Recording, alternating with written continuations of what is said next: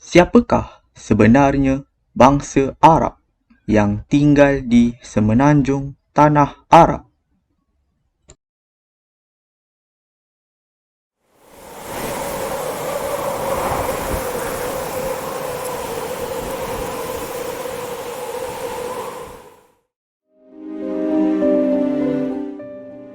Adakah bangsa Arab ini ialah penduduk asal tanah Arab?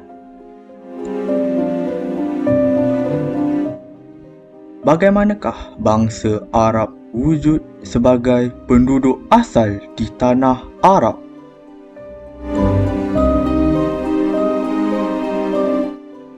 Persoalan ini akan terjawab dalam dokumentari ini. Assalamualaikum warahmatullahi wabarakatuh. Siri kita yang seterusnya adalah siri yang ke-11 yang akan membincangkan isu bangsa Arab dan kerajaan-kerajaan kecil yang wujud di semenanjung tanah Arab pada ketika itu. Apakah pandangan ahli sejarah tentang asal-usul bangsa Arab? Di sini saya cuba membagikan ahli sejarah kepada dua bahagian, iaitu ahli sejarah yang bukan Islam dan ahli sejarah yang beragama Islam dan Arab. Mengikut kenyataan dikeluarkan oleh Jeraxo yang disebut dalam bukunya Antiquity Arab yang ditulis tentang sejarah kuno dan sejarah purba semenanjung tanah Arab, khususnya yang berkaitan dengan Iraq dan Babylon, beliau beranggapan bahawasanya untuk mengkaji asal-usul bangsa Arab ini tidak cukup hanya berpandukan kepada tafsir-tafsir yang ditulis oleh orang-orang Islam yang berbahasa yang menggunakan bahasa Arab. Justru itu, beliau mencadangkan bahawasanya untuk mengkaji asal-usul bangsa Arab di bumi tanah Arab itu sendiri, perlulah diberi perhatian yang lebih mendalam terhadap penulisan batu surat. Saya melihat pandangan Jeraxo ini ada benarnya, memandangkan catatan yang ditulis oleh penulis-penulis Arab di dalam bahasa Arab tentang asal-usul bangsa Arab itu tidak menyeluruh, memandangkan penulisan itu dilakukan berdasarkan kepada catatan-catatan yang sebelumnya dan tiada kajian yang mendalam yang dikaji terhadap batu bersurat. Justru itu, kajian terhadap batu bersurat yang saya tulis berdasarkan pemahaman asas tentang kemunculan batu-batu bersurat ini memberi satu impak ataupun satu bentuk maklumat yang boleh diguna pakai yang berbentuk saintifik selaku pengkaji bahasa-bahasa kuno di semenanjung tanah Arab pada ketika ini. Jadi banyak juga rujukan-rujukan yang perlu digunakan untuk mengkaji asal-usul bangsa Arab di bumi Arab itu sendiri. Dan ada juga di kalangan ahli-ahli sejarah sekarang ini dan ahli bahasa, mereka mula meneroka alam bangsa Arab, alam di bumi semenanjung tanah Arab itu berdasarkan catatan batu bersurat.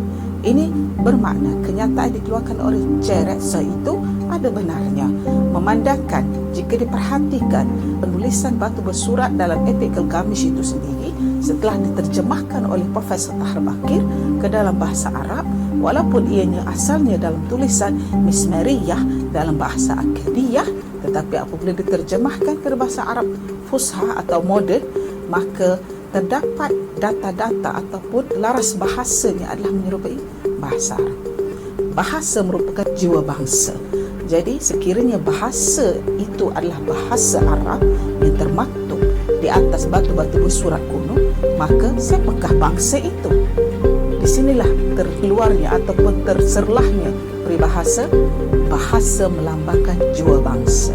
Justru orang-orang yang tinggal di sekitar Mesopotamia ataupun di kawasan semenanjung tanah Arab itu merupakan orang Arab proto.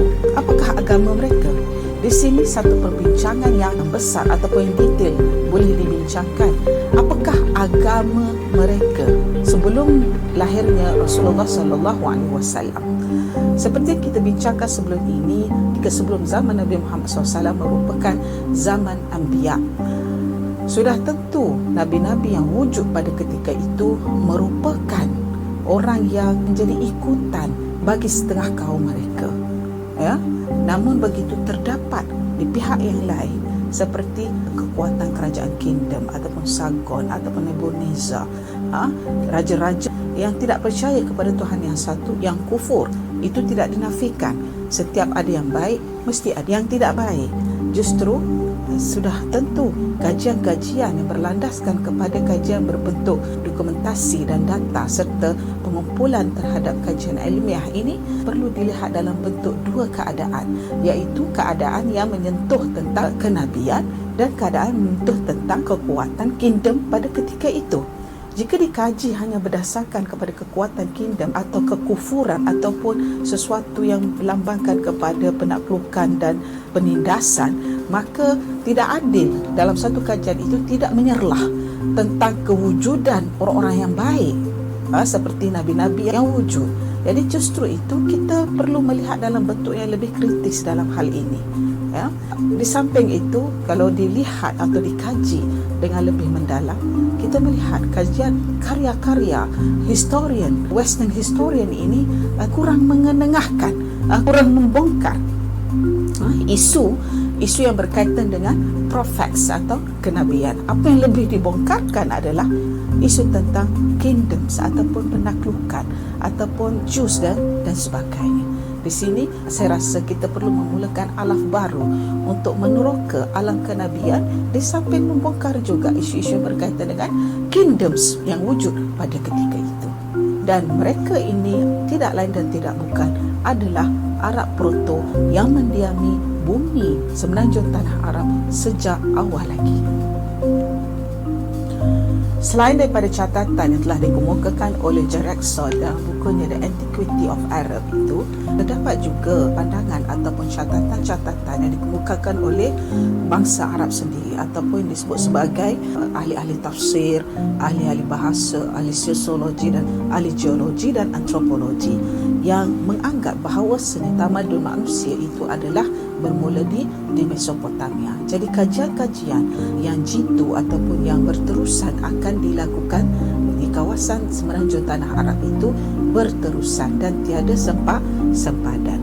Justru itu bukti pertama sejarah Arab bermula sejak awal kedua hijrah yang memberikan tumpuan kepada biografi Prophet Muhammad SAW dan para sahabat baginda dan tabi'i.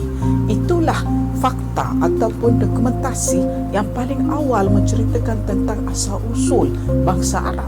Apabila pengumpulan dokumentasi tentang Al-Maghazi, tentang perang yang dilakukan oleh Nabi Muhammad SAW ketika hayatnya itu telah dikompil atau dikumpul semula oleh sahabat-sahabatnya. Antara tulisan yang diberi perhatian di dalam sejarah Islam adalah tulisan Ibnu Ishaq yang diketahui berdasarkan tradisi terdahulu, iaitu diambil daripada Abban bin Osman Al-Thaqafi. Tulisan yang agak signifikan yang kita dapati tentang sejarah kenabian Muhammad Nabi SAW ialah tulisan daripada Ibnu Ishaq, yang mana dikumpulkan dari tulisan-tulisan yang telah ditulis atau disenaraikan oleh Abban bin Osman Affan yang meninggal sekitar tahun 100 Hijrah. Maka pada tahun 150 Hijrah, Ibnu Ishaq telah mengambil data-data yang telah ditinggalkan oleh Abban Osman bin Affan ini. Selain daripada itu, terdapat nama-nama lain yang telah diguna pakai untuk mengumpulkan data tentang hayat ataupun kehidupan Rasulullah SAW, sahabat-sahabatnya dan tabi'i. Catatan ini juga diambil daripada Wahbah bin Munabbih yang meninggal pada tahun 34 Hijrah. Selain itu, daripada Urwah bin Zubair yang meninggal pada tahun 94 Hijrah, Syarhabil Ibnu Sa'ad juga yang meninggal pada tahun 123 Hijrah, dan Asim bin Umar bin Qattadah yang meninggal sekitar tahun 120 Hijrah.